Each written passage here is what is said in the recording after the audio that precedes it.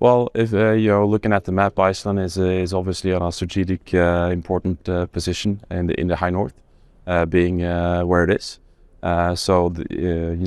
Keeping a watchful eye of the high north from Iceland is obviously a important part of maintaining situational awareness of what's going on up north in the NATO area of responsibility. So Iceland is an important player in this. Obviously, as you know, they don't have their own armed forces, but they do support with their Coast Guard, and their Coast Guard is running their air surveillance mission here at Iceland, which is in place with the radars and systems to be able to maintain a 24/7 surveillance of the airspace around Iceland. And then we integrate into that part by being a first responder capability with the 2 F-35s that are on constant alert to be sent on their wings to intercept and identify any kind of threat to the airspace around Iceland. Well, the F-35 is what we call a 5th-gen aircraft, has multiple capabilities that are SA enhancing, so situational awareness enhancing for doing a mission like this.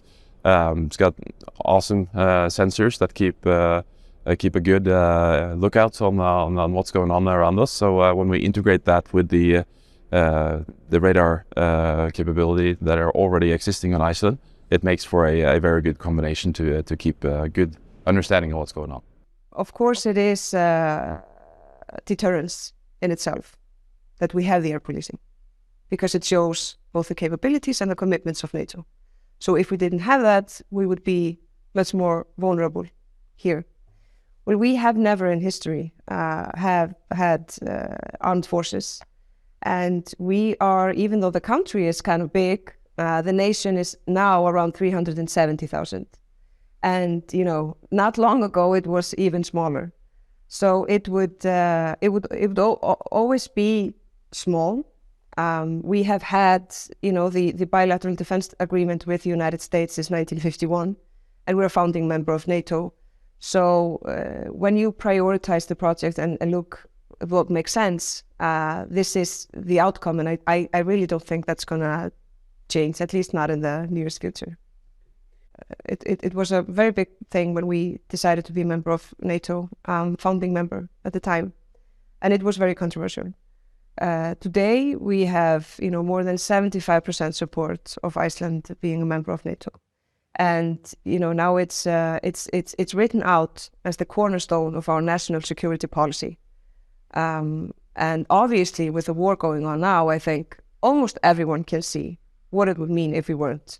With the fact that we have a war in Europe, that creates a new reality, a new norm that most of us were told and believed that wouldn't happen again. It brings, the threat closer, and you can feel how big of a threat it is for Ukraine's neighbors, which are our neighbors and which are part of NATO. And it also shows that the values that we cherish and that we build our society on is, being attacked and is being tested.